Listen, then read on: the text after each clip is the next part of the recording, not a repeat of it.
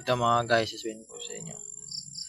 No, yung simbahan nga hindi katotohanan at makatotohanan. Ito po guys, ako po ay si Binabintis lang. Si Binabintis.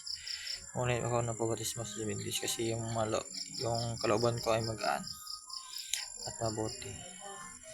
At doon ako napagsimba sa Binabintis.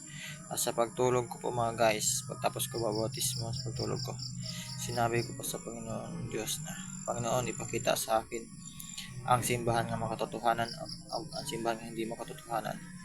Ngunit sa pagtulog ko mga guys, pinakita sa akin na meron kinukuha si Lucifer nga diamond, yung green. Ngunit itong diamond na green na pinakapangyarihan po mga guys.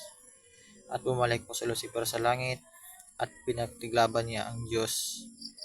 At nadala niya Lucifer doon sa pagtiglaban Diyos. Ngunit ito ang sundalo lamang. At meron pong mga anghel po si Lucifer mga guys. Meron mga anghel na gindala niya. Magkipagtiglaban niya Diyos. Ngunit natalo po sila ng Panginoong Diyos. At si Lucifer po mga guys. At sa pagkatalo niya ay meron siyang pinuntahan po mga guys. Ngunit tatutusin na po guys. Yung diamond kasi nga kinukuha ni Lucifer mga guys. Yung kapangyarihan ng diamond. Ito po ang simbahan nga Roman Catholic. Iba ang simbahan sa Katoliko mayroong ganyan may gatas. Yan po guys ang mga simbahan nga hindi makatotohanan po mga guys. Yan po guys. Kasi pag mayroon simbahan makatotohanan talaga mga guys, si Binabintis lamang ang mga simbahan. Yan po ang hiling ko sa Panginoon Diyos nga nakita po sa akin.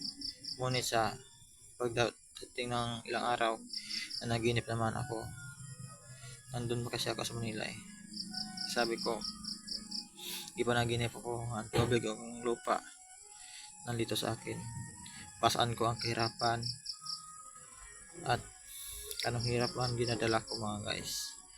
Ngayon naghihirap ako mga guys, sabihin ko po sa inyo mga guys na huwag po tayo magbuhay ng pag-asa. May pag-asa po tayo palagi tayo magdasal sa Diyos.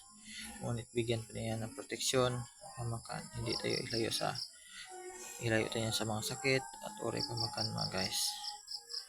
Sabihin ko sa inyo,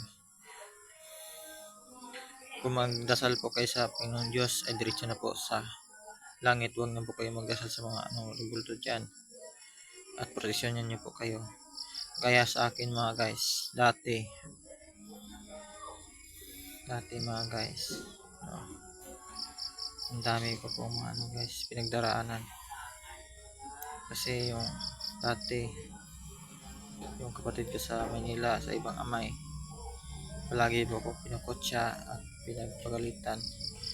Halos araw-araw pinagalitan, pinamasad sa likod niya, parang ginawa lang niya akong massage.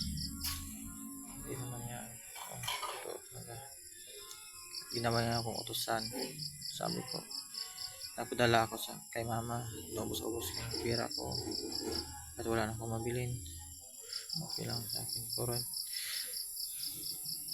Palagi ko po nagdadasal po mga guys. Panginoon Diyos,